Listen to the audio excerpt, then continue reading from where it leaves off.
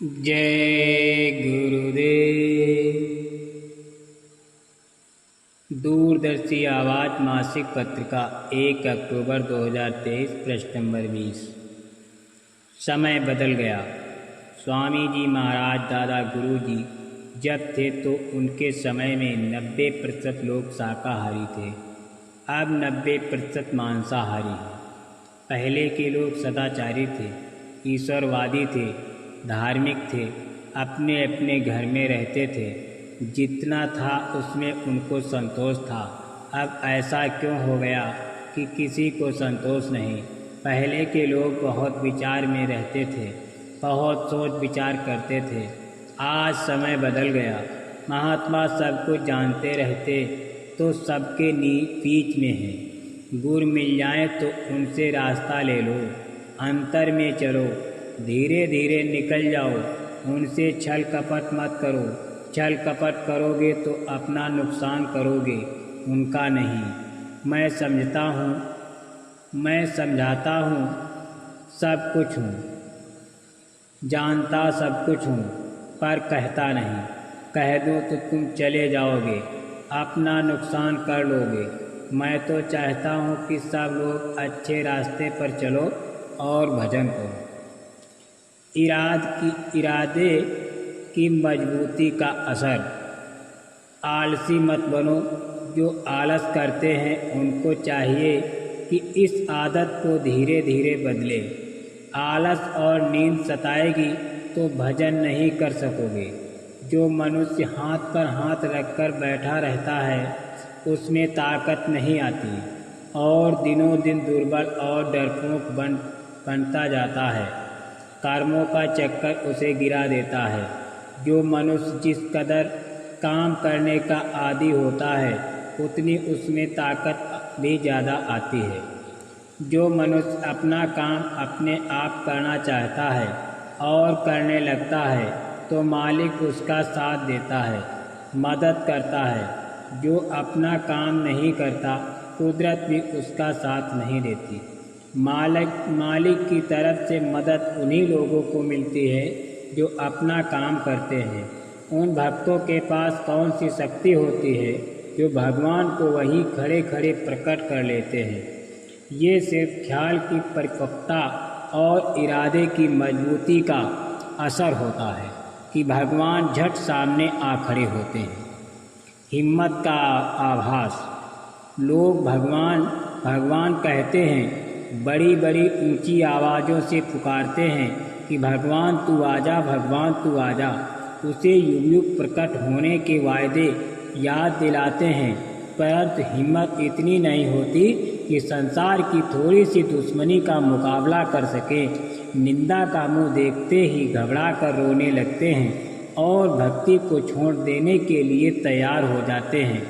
ऐसे लोगों से भगवान भी करोड़ों कोसों की दूरी पर रहते हैं, क्योंकि वो जानते हैं कि किस दर्जे का वो भक्त है।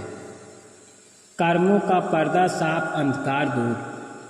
जब जीव की इच्छा हो गई तब महापुरुष भेद बताते हैं, साधना का तरीका बताते हैं और बैठाते हैं ध्यान पर और कहते हैं कि बड़े ध्यान के साथ तीसरे तिल पर अपनी दृष्टि को रोको। ध्यान रखो कि तुम्हारा मन कहीं जाए नहीं। वहाँ गौर से देखो, उस पार अंधेरा नहीं है, इस पार अंधेरा कर्मों का है। कर्मों का पर्दा साफ हो जाएगा तो तुम्हारा अंधकार दूर हो जाएगा। महापुरुष वही जो पहुँचा हुआ है। महापुरुषों की बातों को अच्छी तरह से सुनो। छोटे छोटे शब्द जो आपके अंदर प्रवेश हो जाते हैं, छोटी छोटी बातों को सुनाकर इतनी बड़ी चीज़ महापुरुष समझाते हैं। छोटे बनने में अहंकार नहीं होता, बड़ा बनने में अहंकार हो जाता है। इसलिए अपने को छोटा बनाओ। जिनको गुरु मिल गए, रास्ता दे दिया, उन्होंने अंतर में सब कुछ देखा। जो पहुंचा हुआ गुरु है उसी को महापुरुष कहते हैं। वही सबको पहुंचा सकता है। जो खुद नहीं पहुंचा, खुद नहीं देखा, वो दूसरों को क्या दिखाएगा। पिया कौन? पिया किसको कहते हैं? सुरतों का मालिक है, उसी को पिया कहते हैं। एक पति पत्नी थे। आदमी मंदिर जाया करता था। उसकी देवी एक महात्मा के पास जाती थी। उसके पति को ये अच्छा नहीं लगा। उसने कहा तू महात्मा के पास जाना छोड़ दे। पत्नी बोली कि आप मंदिर जाना छोड़ दोगे। पति ने कहा कि नहीं। पत्नी ने कहा कि आप मंदिर जाना नहीं छोड़ोगे तो मैं महात्मा के पास जाना कैसे छोड़ दूंगी। आप भी चलो हमारे साथ, एक बार सुनो तो फिर वो क्या कहते हैं। पति पत्नी के साथ महात्मा के पास गया। उसे अच्छा लगा। उसकी इच्छा होने लगी भजन करने की। वो महात्मा जी से प्रार्थना करता कि हमें भेद बता दीजिए, भजन करूँगा। महात्मा जी कहते कि सत्संग सुनते रहो, भेद बता दूंगा। वो सत्संग बराबर सुनता रहा। फिर महात्मा ने उसको रास्ता बता दिया। वो भजन करने लगा। भजन में उसको आनंद आने लगा तो उसने अपनी पत्नी से कहा कि तूने मेरा जीवन सफल कर दिया। भजन साथ जाएगा। घर में पति पत्नी को एक मत में चलना चाहिए। वो भी भजन करे और वो भी भजन करे। यहाँ की सब क्रियाएं, पूजा पाठ, तीर्थ, ये सब इंद्रियों की क्रियाएं हैं। इसका फल मिल जाएगा वो भी तब जब पूरे नियम से करे। इसका सूरत पर कोई असर नहीं। अच्छे विचार, अच्छा काम होना चाहिए। उसी के साथ जीवात्मा का काम भी कर लेना चाहिए। और दुनिया में है क्या, सब कुछ यहाँ छोड़कर जाना है। जीवात्मा के लिए जमा हुआ धन यानी भजन साथ जाएगा। यहाँ सब खुली किताब है। मैं किसी की बुराई नहीं करता और न किसी की बुराई मैंने की। आप फिर से सुन लीजिए, मैंने ज़बरदस्ती कभी नहीं की और न ज़बरदस्ती किसी की ज़मीन पर कब्जा किया। किसी पर ज़बरदस्ती का यहाँ काम नहीं होता और ना ही मैंने ज़बरदस्ती कब्जा किया। ये सरकारी अधिकारी और कर्मचारी हैं।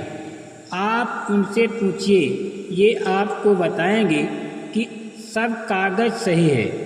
ये जन उपस्थित आप देख लीजिए। मैं इनको एक नया पैसा नहीं देता। ये अपना पैसा खर्च करके आते हैं, अपना खाते हैं, अपना खर्च करके रहते हैं। जो इनके यहाँ आ जाए उनको खिला देते हैं, उनका स्वागत सत्कार करते हैं। मैं कभी भी किसी से कुछ नहीं मांगता हूँ। आपने देखा होगा कि बोर्ड लगा हुआ है कि जो आएंगे वो आप पंडों को दे दीजिए। आप श्रद्धा को देखो। ये समय ज़्यादा दुनिया के झगड़ों में पड़ने का नहीं। आप अपना काम करो, बाल बच्चों की सेवा करो और बचे समय में भजन करो। अगर तुम ऐसा नहीं करने लगो तो दुनिया के झंझटों में पड़ने का समय भी नहीं रहेगा। मालिक से उतना ही मांगो जितने में तुम्हारे बाल बच्चों का पालन पोषण हो जाए। आने जाने वालों का स्वागत सत्कार करो। आप कहते हो कि पैसा कहाँ से आता है, तो ये है जनता की तरफ इशारा करके, हमारे धन इनकी श्रद्धा है। ये पकड़ा देते हैं, बाल्टी लोटा बर्तन देते हैं, पैसा देते हैं। अगर मैं ना कर दूं तो ये दुखी हो जाएंगे। इनकी भावना का सम्मान तो करना ही पड़ेगा। ये आपको देखना चाहिए और इस पर विचार करना चाहिए। संतोष रखो, सब्र करो। जितना प्रारब्ध में है उतना अवश्य मिलेगा। नाशवान संसार का मोह खत्म करो। आशा सख्त कम होने लगेगी तो प्रभु के प्रति प्रेम पक जाएगा। जय